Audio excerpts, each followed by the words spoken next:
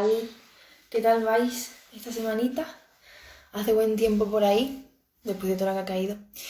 Aquí en Madrid la verdad es que se está bastante bien y bueno, tenía ya ganas como siempre de que llegara el dominguito para encontrarnos y hablar de educación sexual con perspectiva feminista y todo lo que eso conlleva con Mónica, nuestra sexóloga Rafen favorita. Y, y aquí está. Ay, qué no le da, se me ha escapado. Disculpad, ya. Así que nada, hoy hablamos de educación sexual, así que comentad todas vuestras dudas. A ver si las veo, me va haciendo comentarios. Hola, Mónica. Hola María, ¿qué tal? ¿Qué tal? Muy bien. ¿Y tú qué tal? Pues bien también, de dominguito. Disfrutando lo que se puede, ¿no? Y que tenemos solazo. Bueno, por lo menos en mi zona hay sol. Pues aquí está gris como el sobaco de un grillo. O sea, aquí no hay buen día, pero bueno, aún así, dentro de las limitaciones que aquí en Madrid volvemos a estar encerraditas otra vez por el tema COVID, pues tarde de series, de lectura y lo que nos deja la realidad en la que estamos. ¿Qué le vamos a hacer? Y mañana de charlas sobre sexualidad. Sí. Que bueno, hoy tenemos un tema muy interesante. Bueno, todos son interesantes siempre, pero hoy vamos a hablar en términos más generales, no vamos a ir a algo tan concreto como hemos hablado en anteriores capítulos y vamos a centrarnos en educación sexual. Y bueno, yo tengo aquí unas cuantas preguntas que he estado pensando y bueno, que siempre surgen cuando hablo de este tema con amigas, con otras activistas, en fin, lo que siempre se nos viene a la cabeza. Así que, bueno, primero por dar una descripción de la que partir, ¿podrías decirnos qué es la educación sexual como tal? Fenomenal. Seguro que en otros sitios también habéis oído hablar de ella. Muchas veces se trata de edulcorar el término con educación sexoafectiva, ¿verdad? En muchos sitios parece que la palabra sexual, así como sola, da susto y se siente como guarra o sucia y le meten la muletilla de sexoafectiva, pero al final no se puede hablar de sexualidad sin hablar de afectividad.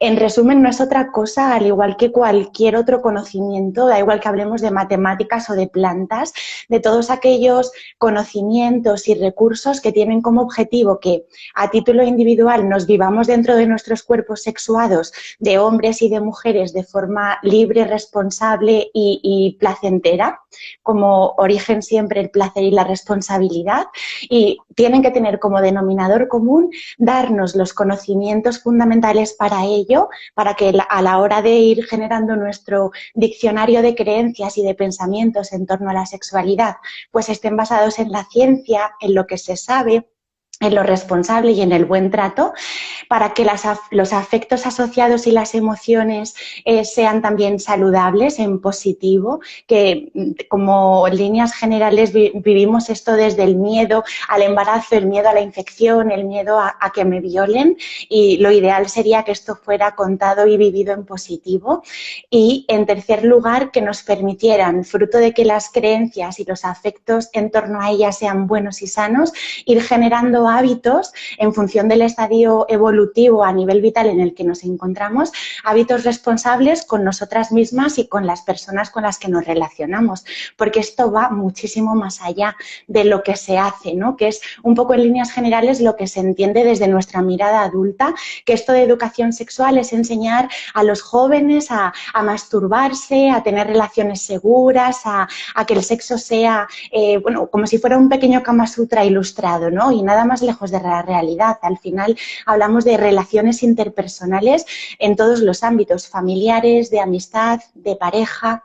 Es al final ser personas adultas responsables con nuestros cuerpos y con los cuerpos ajenos.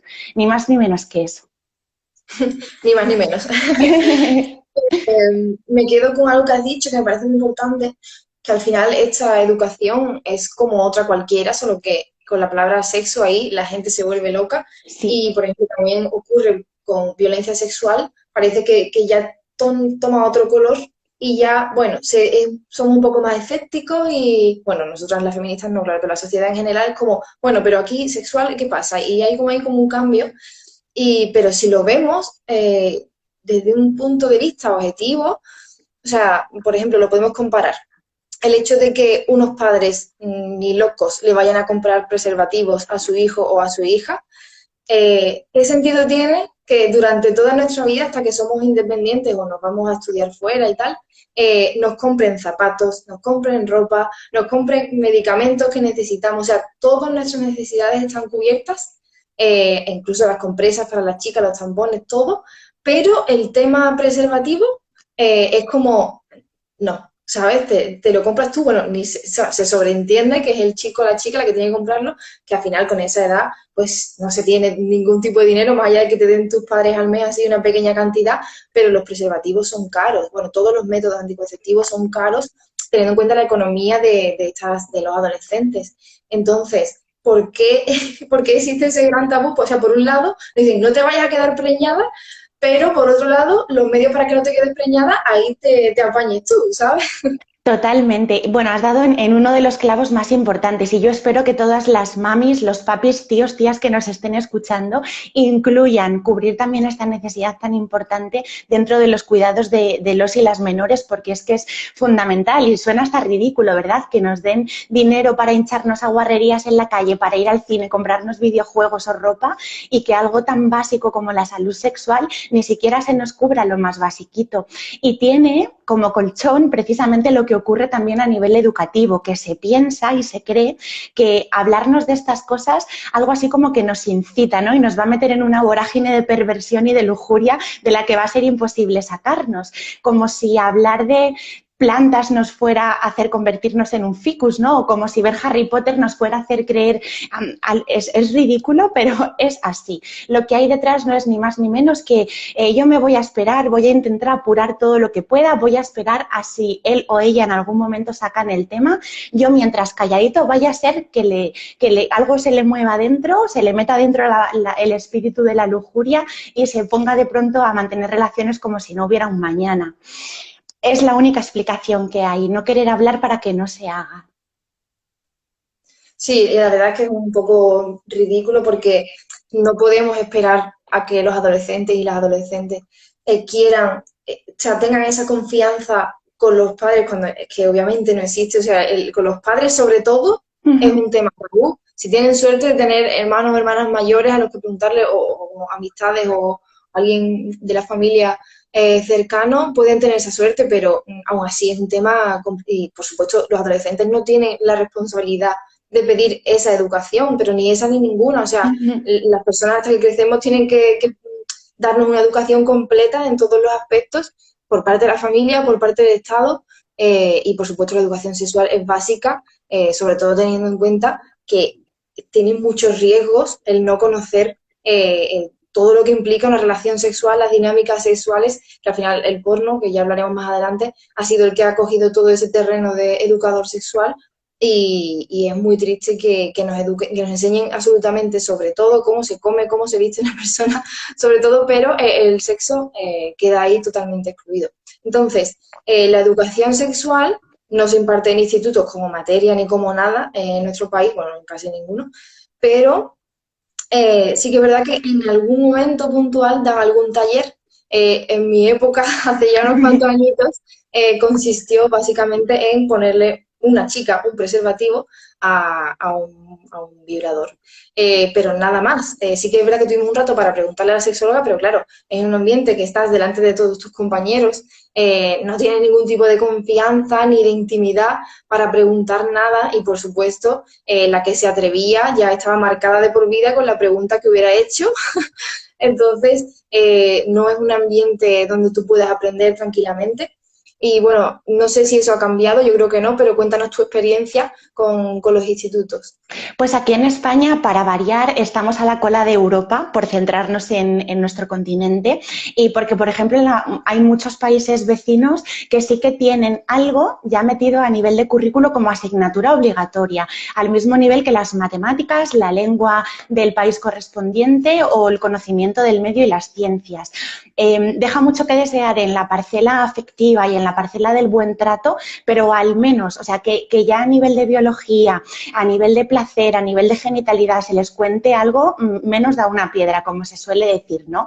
Y aquí en España, en todas las comunidades autónomas, depende de la buena intención de los distintos centros educativos, ¿sí? Y no perdamos de vista lo jerarquizado, al final que está un instituto o un colegio, no depende de que haya un profesor o profesora maravilloso que lo quiera impartir, porque tiene que pasar un montón de filtros.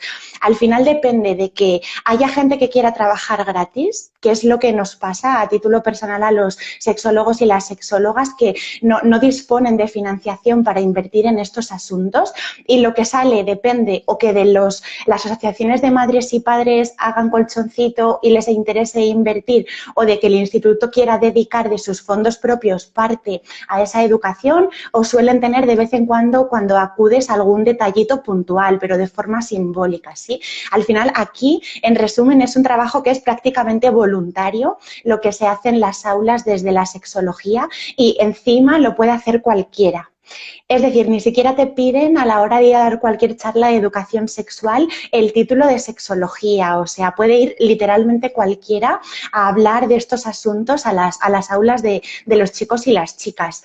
Y en líneas generales, lo único que suele haber es una charla acerca de prevención de embarazos no deseados e infecciones de transmisión genital, con esa mirada que comentaba antes desde el miedo, ¿sí? O sea, nadie nos habla de nada, se sabe ya además, como comentabas antes, que los padres son siempre el último recurso. En primer lugar, se recurre a Internet. En segundo lugar, a los amigos, que usando la lógica también han recurrido en primer lugar a Internet. Y en tercera y última instancia ya tiramos de relaciones familiares acerca de estos temas.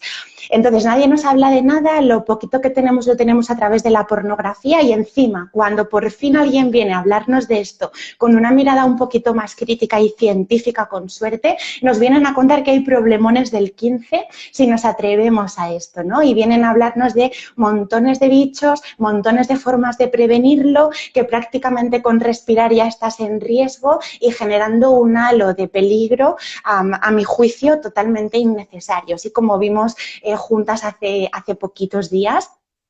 Y segunda charla, con suerte, alguna empresa de estos productos mal llamados de higiene o salud íntima, tipo Ausonia, Evax, Tampax o la que sea, que nos vienen a hablar a las chicas ya cuando llevamos a lo mejor 4 o 5 años menstruando, de qué tipo de productos podemos usar. Sí, todo llega muy tarde, con una mirada muy al final de peligro o de gástate dinero y compra mis compresas, que a efectos prácticos no sirve para nada, para absolutamente nada.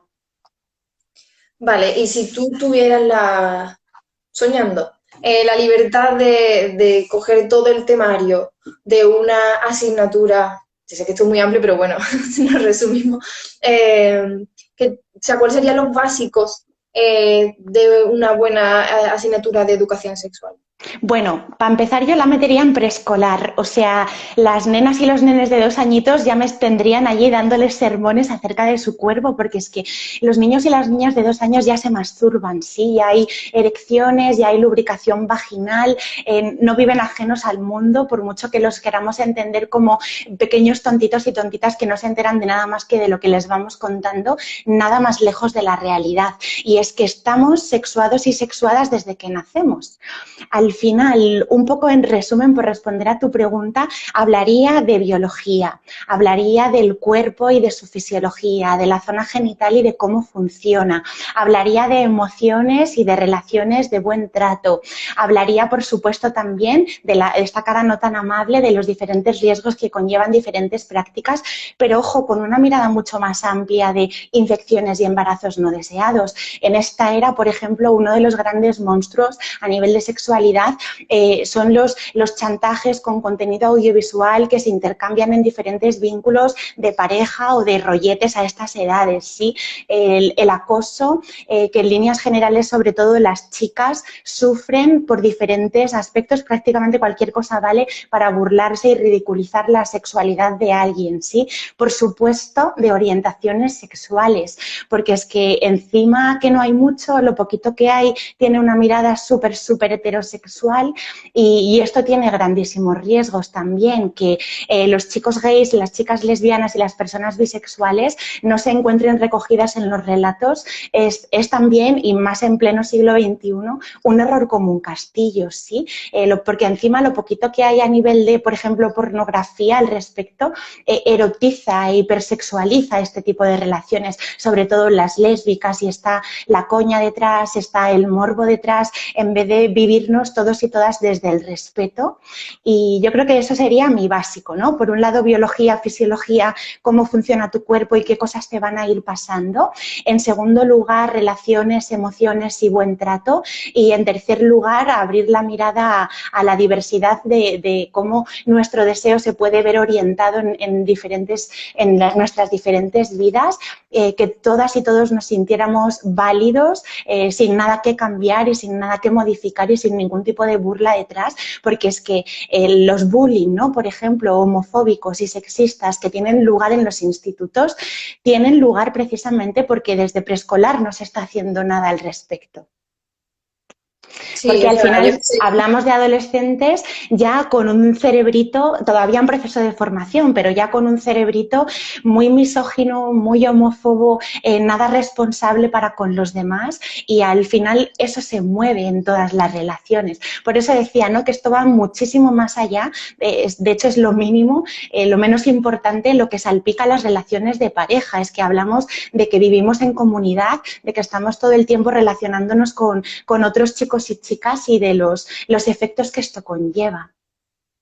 sí, al final esta sociedad patriarcal nos hace reducir el sexo, o sea, reducimos la vista a lo que pasa entre una pareja hetero Sí. y todo lo demás, el conocer nuestro cuerpo, el vivir con la libertad de disfrutarnos y de relacionarnos sin que nos señalen, queda fuera siempre que hablamos del sexo y todo se centra en eso, ¿no? A mí me llama mucho la atención que incluso desde una óptica conservadora, por ejemplo, los provida, ¿no? La gente pues, antiaborto, la gente más conservadora, que quiere que sus hijos tengan una relación estable única para toda la vida, incluso desde esa óptica, es absurdo no dar educación sexual, porque si tú no quieres que una chica aborte, por ejemplo, eso está al final del recorrido. O sea, antes ha tenido que mantener relaciones sexuales, bueno, puede que la hayan forzado, pero vamos, ponemos que no tiene la información para usar preservativo y, o sea, el aborto es lo último. Pero, por ejemplo, los provida nunca hablan de prevenir los abortos con educación sexual o de hacer responsable al padre. O sea, realmente esto no es cierto que hay un tabú muy grande, pero porque hay mucho miedo de dar información a las mujeres. ¿Por qué? Porque la información es poder. Y a lo mejor si todas las mujeres tuviéramos información de cómo funciona nuestro cuerpo, de lo que de verdad nos gusta, lo que no nos gusta, a lo mejor quizás nos empoderaríamos demasiado y rechazaríamos un montón de prácticas sexuales, rechazaríamos un montón de veces tener ciertas parejas con ciertos comportamientos, diríamos que no muchas más veces, rechazaríamos productos de los que sacan muchos beneficios, pero que a nosotros nos sientan muy mal. Entonces, yo creo que realmente el tema de la educación sexual va más por esa óptica patriarcal de mantener a las mujeres como ignorantes y que no puedan tomar las riendas de su vida, más que hoy el sexo es un tabú, porque a los hombres, para los hombres esto es otra historia, o sea, los chicos se masturban, hablan de ello tranquilamente, o sea, no es un problema tan grande como para nosotras esa falta de información. ¿Tú qué piensas? Pues estoy totalmente de acuerdo contigo y subrayo todas y cada una de las palabras que has dicho, porque al final, efectivamente, de forma paralela, un objetivo que no podemos perder de vista que hay desde arriba, ¿no? Es que todo siga estando como está, porque si no quisieran que las cosas siguieran como están, se harían otras cosas y se entrarían en otras dinámicas y se daría importancia a estos asuntos que encima, bueno, no conozco la situación de otros países, ¿no? Pero aquí, por ejemplo, esto depende muchísimo del gobierno de turno, que sube a alguien un poquito más progresista, con más conciencia social, a lo mejor hacen cosas, pero si a los 4 años sale el otro, pues se va todo al garete y volvemos al punto de partida. Estamos continuamente volviendo una y otra vez a la casilla de salida.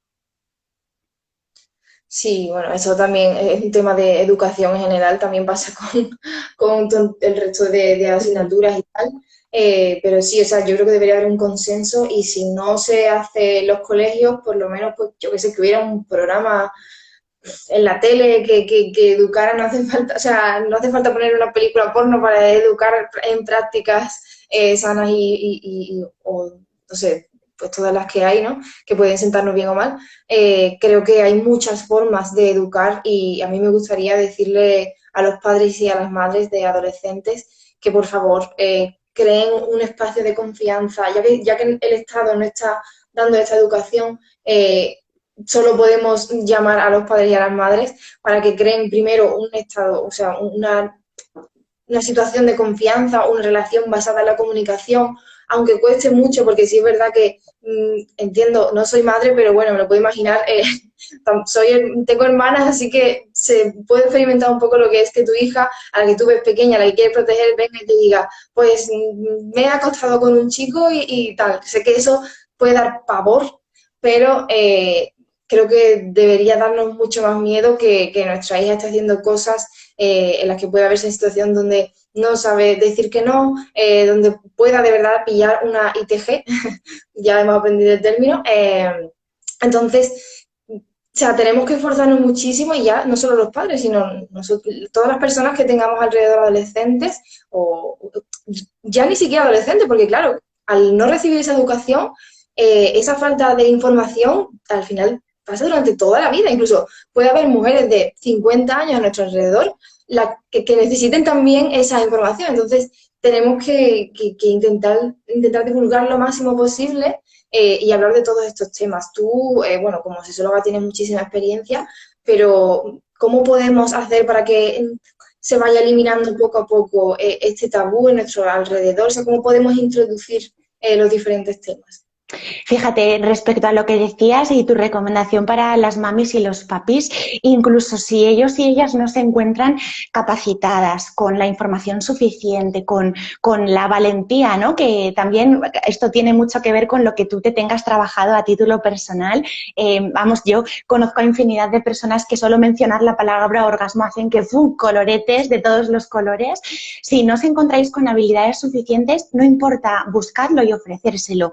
Hay canales de YouTube maravillosos, hay páginas, o sea, a nivel de redes, que además es algo súper familiar, es súper fácil hoy en día encontrar a personas, a sexólogas que hablan de esto con claridad, que está enfocado a un público muy juvenil y si no se lo quieres contar tú, enséñale a alguien que se lo cuente.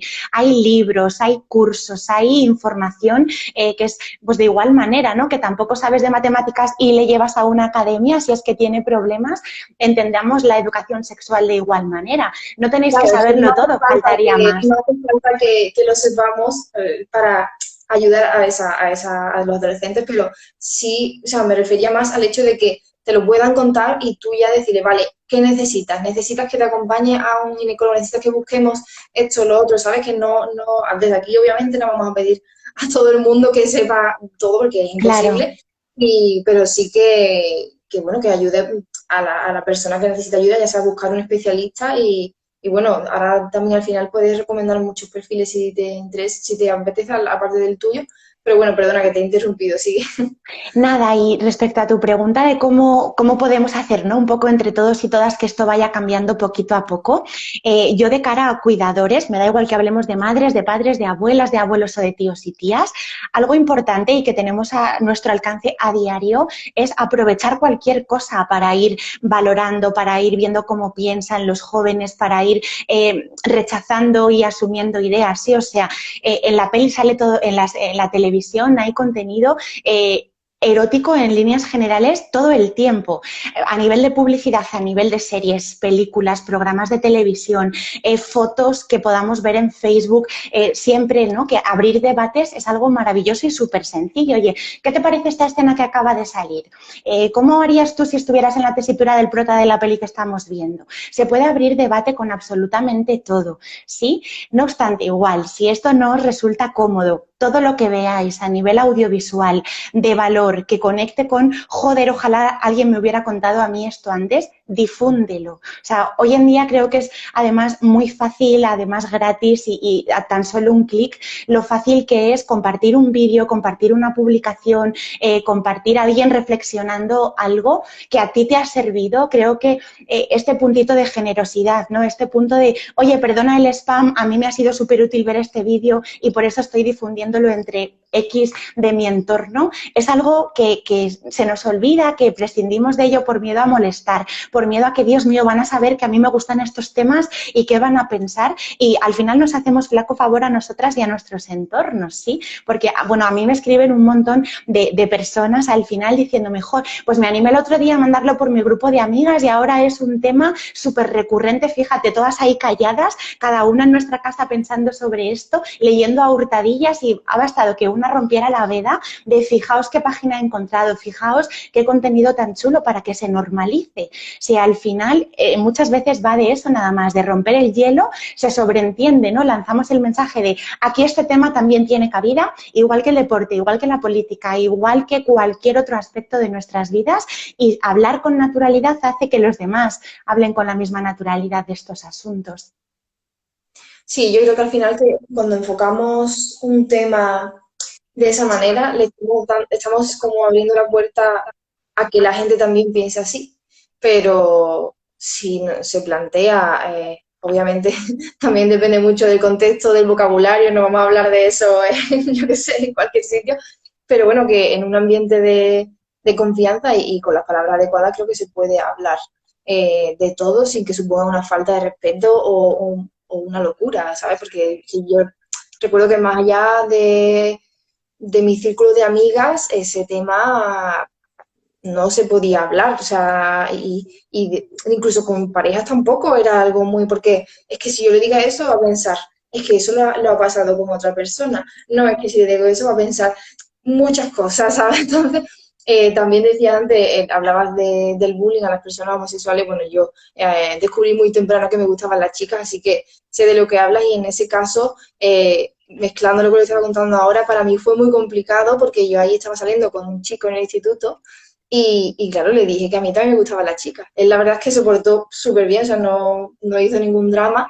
pero claro, en ese momento tú dices, si cuento alguna duda sexual, puede pensar que no me satisface, puede pensar que tengo interés en otra persona, o sea, que son tantos componentes que, que pesan mucho y al final eso lo vamos arrastrando también con los años y en las relaciones actuales también puede pasar perfectamente. Entonces, es un tema complejo, la verdad. No, es muy difícil empoderarse hasta el punto de no tener ningún complejo, porque al final, aunque tú te quites toda esa carga, sabes que los demás la tienen. Entonces, es un poco complicado.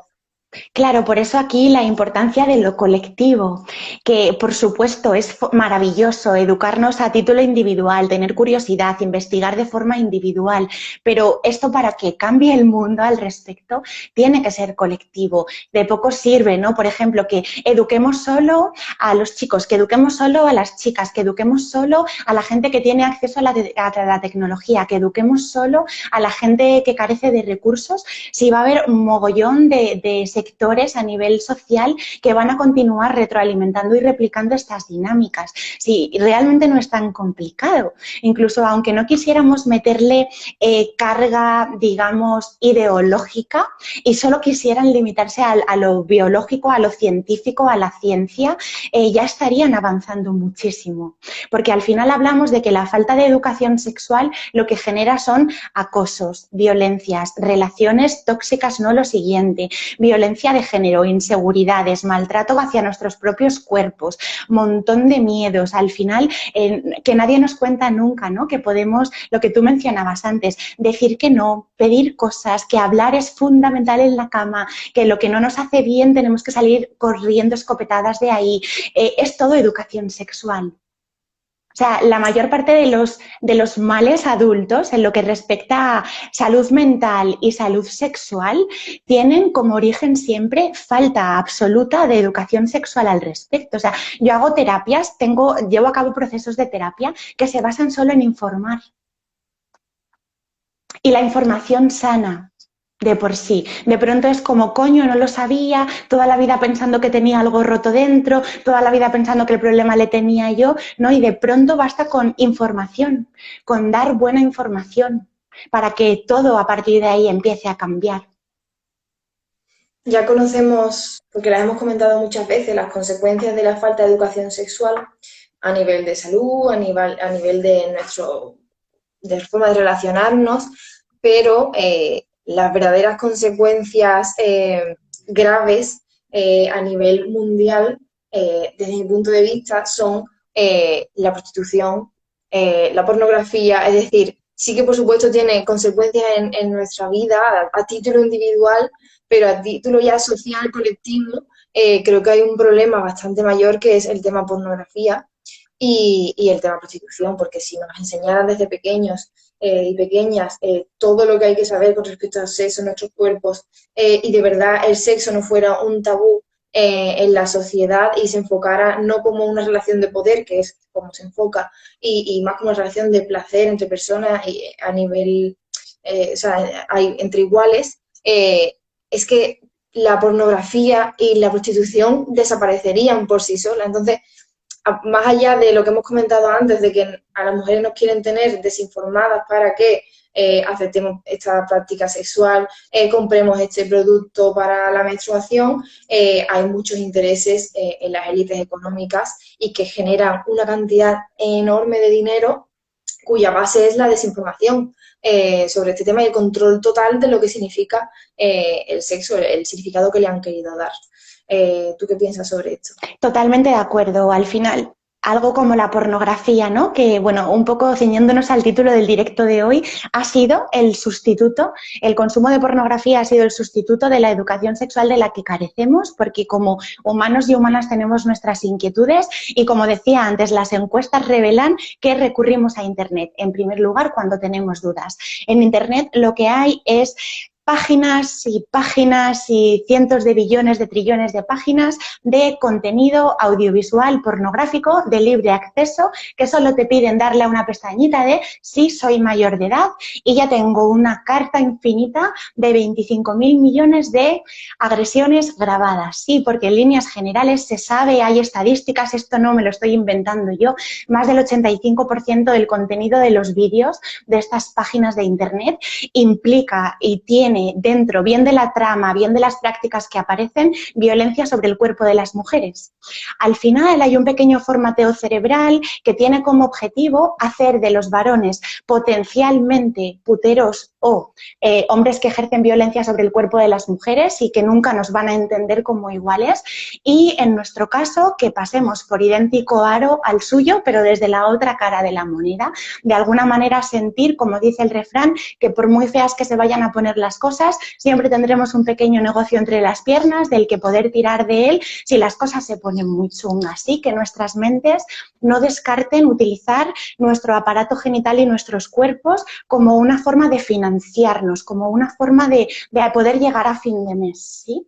Y de hecho se sabe que a nivel social, o sea, bueno, es que basta con ponerse cualquier serie española, por ejemplo, por centrarnos en nuestro país, los chascarrillos, lo edulcorada que está la prostitución en todas las series, lo muchísimo que se normaliza, ¿no? Desde, claro, lo que interesa es este punto de las que lo hacen libremente, las que eligen, las que tienen clientes muy ricos que se portan súper bien y que no les hacen ningún daño.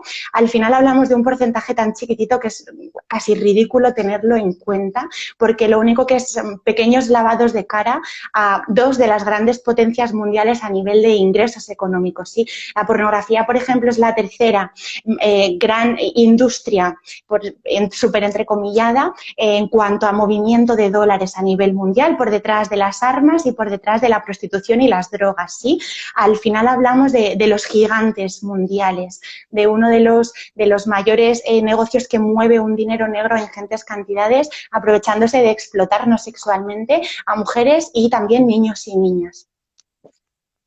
Pues me ha gustado mucho esta reflexión sobre el porno, así que si te parece, la dejamos como introducción para un próximo capítulo, porque sí que este tema da para muchísimo y creo que es mejor que lo tengamos separadito para que la gente pueda acceder más fácil. Yo como último, para cerrar, diría que cuando hablamos de que el porno se ha convertido en un educador sexual, suena como muy loco, pero es tan sencillo como que cuando tú no sabes de algo, tú no sabes hacer una tarta y tú buscas la receta en internet. Sí, Tú no sabes montar una estantería del IKEA y buscas el vídeo en internet, no sabes hacer X y ya la forma es ponerte, pues el porno es como un tutorial sobre sexo, solo que es totalmente irreal y está distorsionado y tiene unas consecuencias sociales nefastas. O sea, nefastas, y creo que por mucho que se estudiara, no podríamos calcular realmente hasta qué punto daña. Nosotras sí podemos ir más o menos calibrarlo, pero si tuviera que ponerlo por escrito, no acabarían jamás. sí. Y bueno, no sé si quieres añadir algo más sobre educación sexual. Yo creo que hemos tocado más o menos todo, sino igualmente cuando hablemos del porno también saldrá este tema, obvio. Y bueno, coméntame si quieres decir algo más sobre este Mira, tema. yo para terminar, además es una confesión que me gusta mucho hacer, ¿no? Porque creo que desde la humildad se consiguen muchísimas más cosas que desde cualquier otro punto. Me encanta la veda que vamos a abrir ahora de analizar las consecuencias, porque a todos los niveles, ¿eh? La propia industria, el propio gigante está lleno de maltrato y de consecuencias negativas, no lo siguiente, para los mal llamados actores y actrices. Por supuesto, también a título individual y a nivel biológico, ya lo veremos, tiene consecuencias muy negativas consumir pornografía y, por supuesto, lo muchísimo que sigue manchada la esfera social, la esfera humana y este imaginario colectivo, ¿no? De dónde nos situamos los hombres y las mujeres.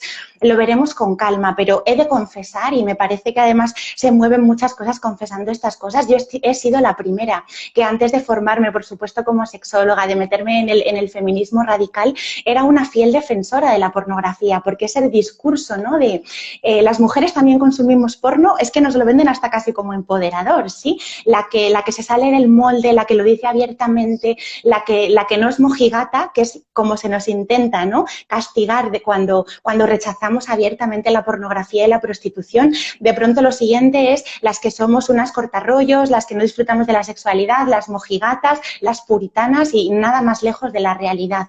Al final a nosotros también se nos intenta vender ese discurso, ¿sí? De que todo lo que sea, como dice el refrán, que hagan con su cuerpo lo que quieran siempre que dé dinero y el que sale ganando siga siendo el mismo. A nosotras también nos lo cuelan. Yo os animaría a que si estáis en este punto en el que me encontré yo en el pasado, de no comprender por qué tanto rechazo al porno. Oye, a mí me gustaba consumirlo, me daba placer, era fuente de morbo. ¿Qué tiene que venir nadie a explicarme nada si a mí me hace bien?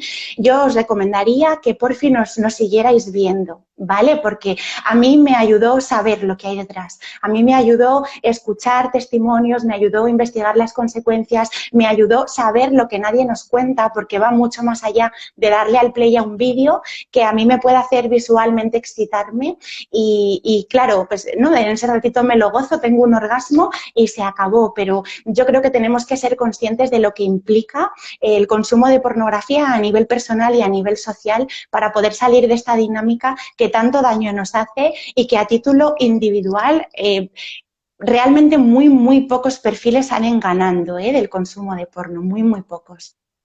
Sí, yo creo que solo los que cobran el dinero de arriba y no tienen que hacer absolutamente nada, pero el resto creo que poquito. Así que bueno, como siempre deciros que escribáis todas vuestras dudas, todos los comentarios, nos preguntéis, así también nosotros sabemos cómo enfocar un poquillo más los directos y nada, quedamos en vernos la semana que viene para hablar de las consecuencias y los mitos de la pornografía, las mentiras que nos ha enseñado y nada, que paséis muy buena semana y un buen domingo. Tú también, Mónica, y nos vemos pronto. Igualmente. Un beso muy Chao. fuerte. Chao.